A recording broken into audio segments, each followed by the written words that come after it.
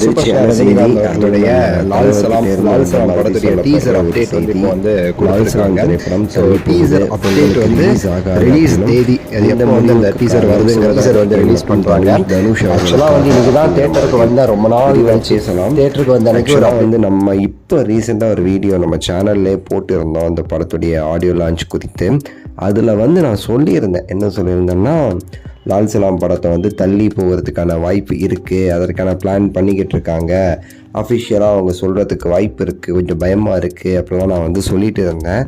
இவ்வளோ சீக்கிரம் அந்த செய்தி வந்து இப்படி வெளியாகும்னு எதிர்பார்க்கல. இன்னும் அஃபிஷியலாக அவங்க அனௌன்ஸ் பண்ணலை, பட் இருந்தாலுமே கிட்டத்தட்ட கன்ஃபார்ம்ங்கிற மாதிரி வந்து செய்தி பரவிக்கிட்டு இருக்கு. அதுவும் ரீசெண்டாக வந்து ட்விட்டரில் வந்து ஒருத்தர் போட்டிருந்தார், அதாவது தலைவர்கிட்ட போய் தலைவருடைய சம்மதத்தோடு வந்து போஸ்ட்போன் ஆகுது அப்படிங்கிற மாதிரி.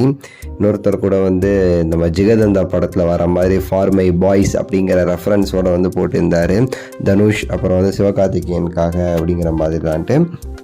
ஆக்சுவலாக இதில் ஒரு 3 ரீசன் இருக்குங்க. இந்த எதுக்காக லால் சலாம் தள்ளி போகலாம் அப்படிங்கிறதுக்கு. தள்ளி போகுதா இல்லைங்கிறது இன்னும் அஃபிஷியலாக தெரியல. இந்த வீடியோ பார்த்துட்ருக்க சமயத்தில் அது சொல்லியிருக்கலாம் லைக்கா ப்ரொடக்ஷன்ஸ், இல்லை நாளைக்கு சொல்லலாம், இப்போனா சொல்லலாம். எதனால் தள்ளி போக வாய்ப்பு இருக்குதுன்னு சொல்கிறேன் அப்படின்னா, தமிழ்நாட்டில் வந்து 3 படம் பெரிய படம் லால் சலாம் ரிலீஸ் ஆகுது. அயலான் ரொம்ப வருஷம் கழிச்சு பட்டி டிங்கரிங் பண்ணி கொண்டு வந்திருக்காங்க.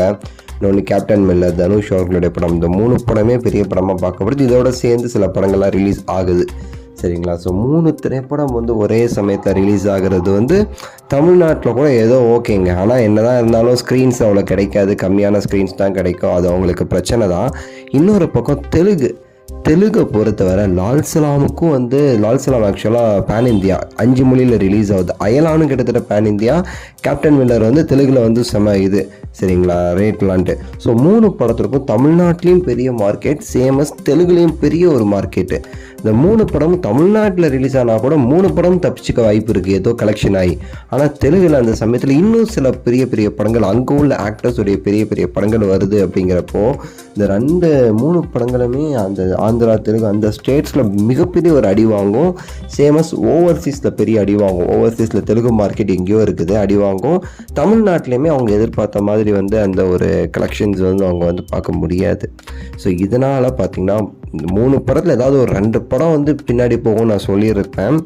ஸோ இப்போ வந்து கிட்டத்தட்ட லால் சலாம் பின்னாடி போகுதுங்கிற மாதிரி சொல்கிறாங்க. ப்ளஸ் வந்து அயலான் இல்லை, தனுஷ் அவர்களுடைய படமும் பின்னாடி போகும் அப்படிங்கிற மாதிரி எதிர்பார்க்கப்படுது. என்னை பொறுத்தவரை பொறுத்திருந்து பார்ப்போம்.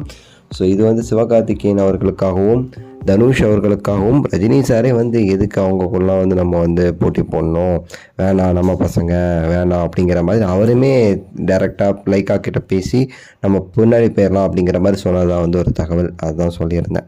ஸோ உங்களோட கருத்தை சொல்லுங்கள், லைக் பண்ணுங்கள், ஷேர் பண்ணுங்கள், சப்ஸ்கிரைப் பண்ணுங்கள். அடுத்த வீடியோவில் சந்திக்கின்றேன். நன்றி, வணக்கம், மகிழ்ச்சி.